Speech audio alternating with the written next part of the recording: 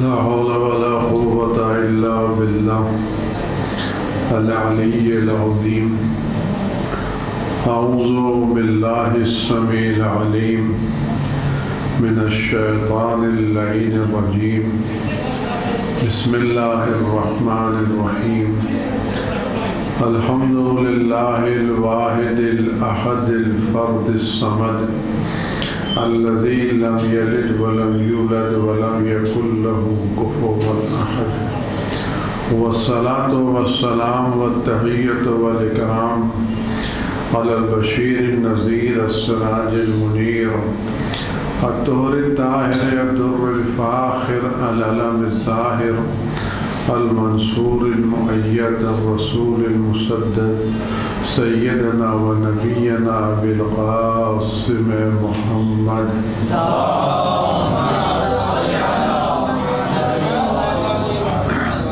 وعلى آله الطيبين الطاهرين المعصومين المظلومين الذين أذهب الله عنهم الرجس وطهرهم تطهيرا.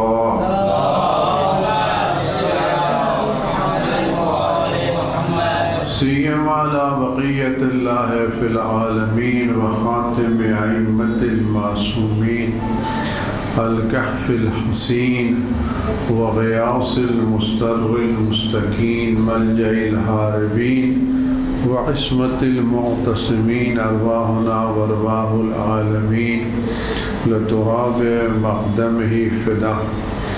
عجل الله تعالى فرجه الشريف واللعنة الدائمة الباقية على أعدائهم وقتلتهم وغاصب حقوقهم والشاكين فيهم والمنحرفين عنهم أجمعين.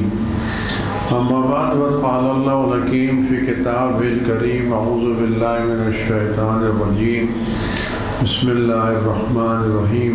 محمد إلا رسول قد خلت من قبله الرسل أفإن مات قتل انقلبتم على أعقابكم ومن ينقلب على عقبيه فلن يضر الله شيئا. صلوات بر محمد.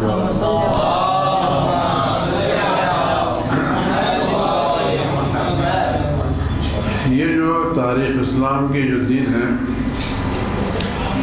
یہ تاریخ اسلام کے بہت ہی حساس دن ہیں. ان دنوں میں منافقین نے اور دشمنان اسلام نے اپنی پوری کوشش کی کہ دین اسلام کو مٹا دیا جائے. میں آپ سے بہت زیادہ وقت نہیں لوں گا کیونکہ پڑھنے کا حال میں نہیں، لیکن لوگوں کی اجماعی حکومت ہے تو اس کے بعد آدمی کوئی انکار بھی نہیں کر سکتا. اور خاص کر آج کل تو جین زی کے بعد اور زیادہ مسئلہ ہو گیا. دارالعلوم طلاب کون سا احتجاج کرتے ہو، کس طرح سے کام کرتے ہو. اگر آپ ہمارا استعفیٰ مانگیں گے تو آپ کو زحمت نہیں ہوگی، وہ جلدی مل جائے گا. اس کے لیے آپ کو اتنے احتجاج کی ضرورت نہیں پڑے گی. صلوات مار محمد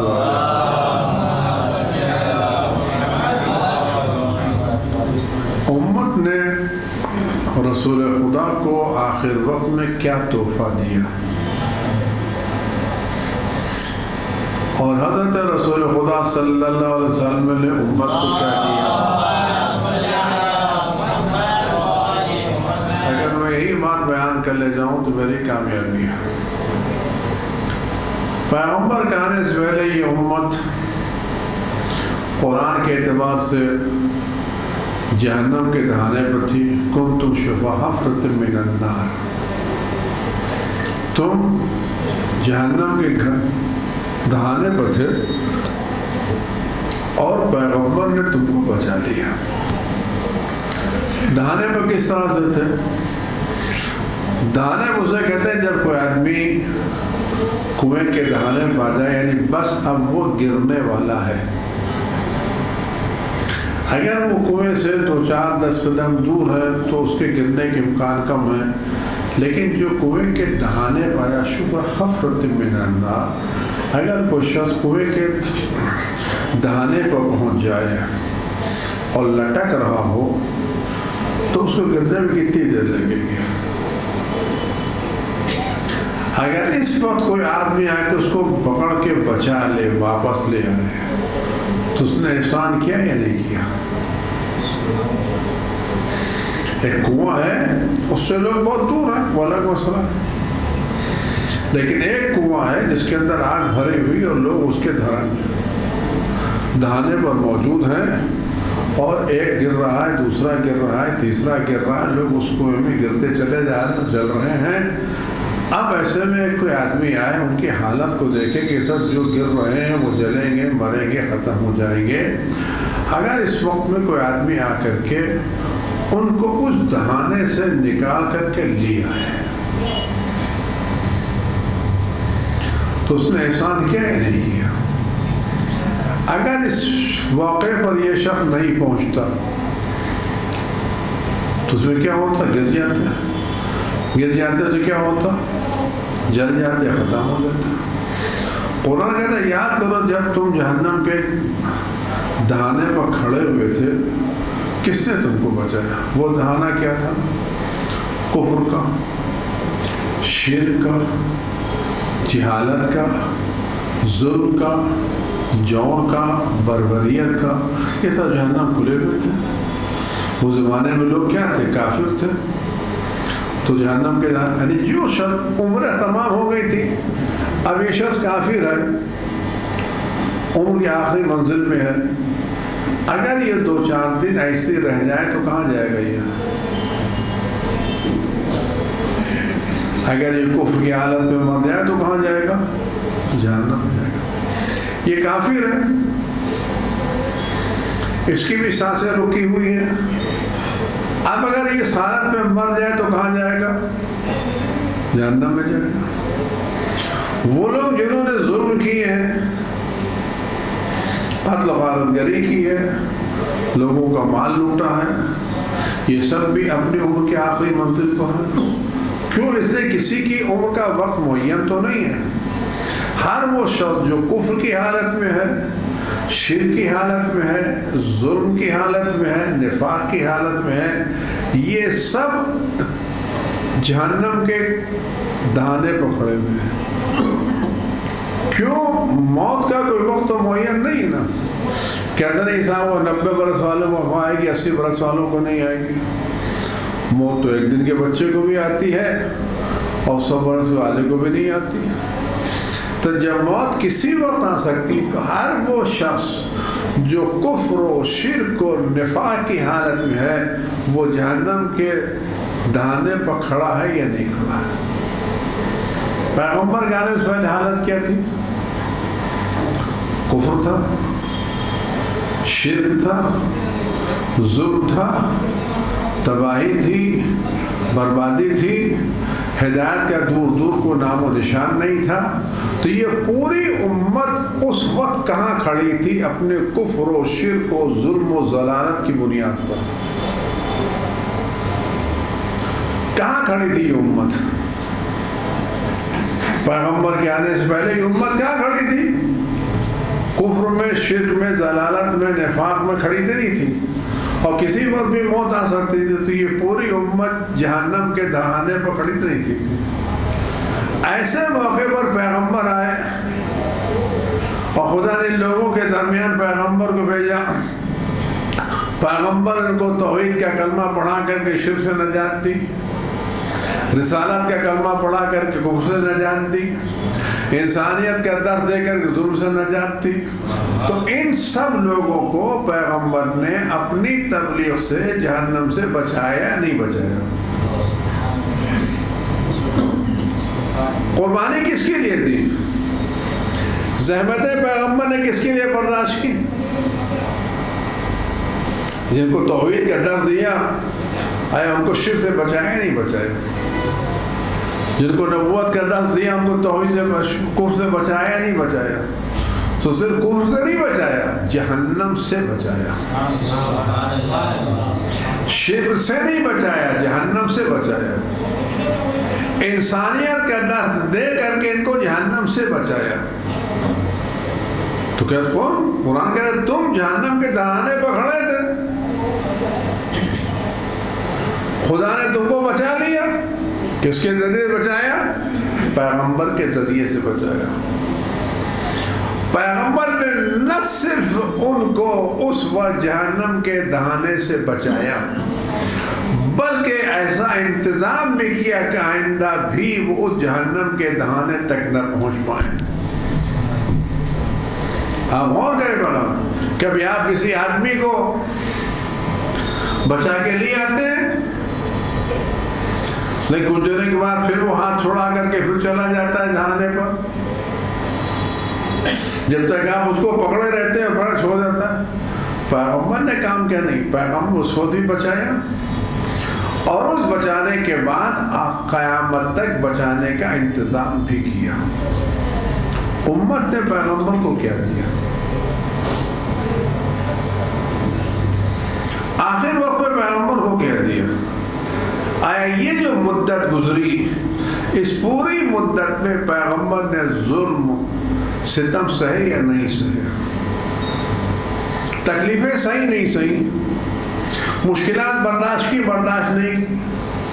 پیغمبر کو تانے دیے گئے نہیں دیے گئے؟ پیغمبر کو ستایا گیا نہیں ستایا گیا؟ جب انداز سے پھر ستانے کا انجام الگ ہوتا ہے۔ کبھی آپ کسی کو مارتے ہیں، کبھی آپ کو چڑھاتے ہیں۔ کفار مکہ پتھر مارتے تھے، مسلمان آنے کے بعد پیغمبر کو بلند آوازیں پکارتے، یا محمد، قرآن کہتا ہے آپ آوازیں دھیرے کر کے پکارو نا بھائی۔ بگر آپ کسی شریف آدمی کو چیخ کے پکاریں تو تکلیف اس کو ہوتی نہیں ہوتی؟ جو آدمی خاموشی سے بات سن سکتا ہو، اس کو آپ چیخ کے پکاریں دروازے پکڑنے کے لیے باہر، تو یہ روحانی تکلیف ہے؟ تکلیف نہیں ہے، یہ دلی صدمہ صدمہ نہیں ہے۔ اور خاص کر وہ لوگ جن کو پیغمبر نے ادب سکھایا، ایک وہ بچہ جس کو آپ نے ادب سکھایا ہو، اس کو سارے تہذیب سکھائی ہو، وہی بچہ آپ کے سامنے آ کر کے اکڑ کے بات کرے تو آپ کو تکلیف ہوتی نہیں ہوتی؟ تو پیغمبر نے ان وحشیوں کو انسان بنایا، جانوروں کو آدمی بنایا، ادب سکھایا، تہذیب سکھائی، اور خود ادب کا ملاحظہ کیا۔ کیسا ملاحظہ کیا؟ کسی کے سامنے پیر پھیلا کے نہیں بیٹھتے تھے، کسی کے ساتھ بدتمیزی نہیں کرتے تھے، کسی سے ہاتھ ملاتے تھے تو خود سے ہاتھ چھوڑاتے نہیں تھے، کسی سے بات کرتے تھے تو پورے چہرے کے ساتھ بات کرتے تھے، مسکرا کر کے بات کرتے تھے، انداز پیش آتے تھے، کبھی لوگوں کے ساتھ چلتے نہیں تھے، سب کے ساتھ ساتھ چلتے تھے، بیٹھتے تھے تو ایسا بیٹھتے تھے پہچانے نہیں جاتے تھے کہ پیغمبر کون، عام لوگ کون ہیں۔ ان کے ساتھ اٹھتے تھے، بیٹھتے تھے، ان کے ساتھ زندگی بسر کرتے، ان کو ادب سکھایا، ان کو تعلیم سکھائی، ان کو تہذیب سکھائی، ان کو انسان بنایا۔ پیغمبر کے اخلاق تو دیکھیں، یہ خالق بعثت تھا کہ نہیں تھا؟ ان بدوؤں کو جن کو پیغمبر نے ادب سکھایا، یہاں تک کہ سلام کرنا سکھایا، خود بڑھ بڑھ کے سلام کرتے تھے، کہتے چھوٹے بچوں کو سلام کروں تاکہ میرے بعد یہ عادت پڑ جائے، لوگ بچوں کو سلام کریں۔ بچوں کو گود میں بٹھاتے تھے، کھلاتے تھے، بچے اگر پیشاب کر دیتے تھے تو ان کے لیے والدین چیختے تھے، کیا کہ خاموش رہنے دو، یہ اپنا پیشاب کرنا پاک ہو جائے گا، لیکن اس کے دل پر جو اثر پڑے گا وہ نہیں ہوگا۔ جس نے اتنے اخلاق سکھائے ہوں، جس نے اتنا ادب سکھایا ہو، اس کی توقع اس محمد سے کیا ہوگی؟ آپ نے اپنے گھر کے جس بچے کو ادب سکھایا ہو، تعلیم سکھائی ہو، بات کرنے کے انداز سکھائے ہو، گفتگو کا طریقہ سکھایا ہو، اور آپ نے ادب قدم پر اس کی تربیت کی ہو، اور جس وقت بیمار پڑے اور آپ اس سے گلاس پانی مانگیں اور وہ کہے کیا چلا رہے ہو، لا تو رہے پانی، تو اس کے دل پر کیا گزرے گی؟ جس بچے کو آپ نے محنت سے ادب سکھایا، آپ اس بچے سے بیماری کے عالم میں کہہ رہے گلاس پانی لا کے دے دو، وہ کہتا ہے مت چلاؤ، لے کے پانی آ رہے ہیں، تو اس جملے تکلیف پہنچے گی نہیں پہنچے گی؟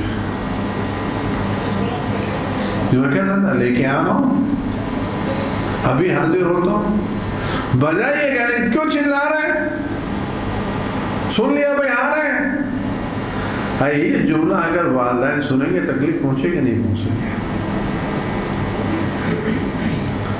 اب آپ غور کریں، اس 23 سال کی محنت کے بعد جب پیغمبر یہ کہے مجھے قلم و دوات لے کے لا دو، اور لوگ کہیں کہ آپ کے دماغ پر اثر ہو گیا ہے، تو پیغمبر کو تکلیف پہنچے گی نہیں پہنچے گی؟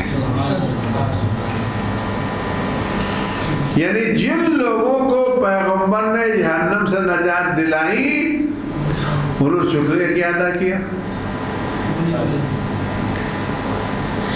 اور ایک بات میں سے عرض کروں، اگر آپ تک یہ بات پہنچے، ایک سلوات جو محمد علیہ محمد،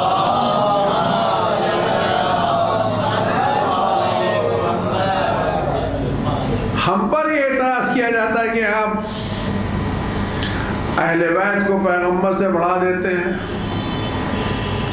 علی کو پیغمبر سے بڑھا دیتے ہیں، ان کا درجہ پیغمبر سے بڑھا دیتے ہیں، ہم پر اعتراض کرتے ہیں. لیکن میں آپ سے چھوٹی سی مثال دے کے بات عرض کروں تاکہ دیکھیں پڑھاتا کون ہے، ہم پڑھاتے ہیں کوئی اور پڑھاتا ہے. شہر میں ایک بہت ہی مشہور تجربے کار ڈاکٹر ہے، شہر میں بہت ہی مشہور واقعی تجربے کار ڈاکٹر، پڑھا لکھا، عمر گزاری ہے.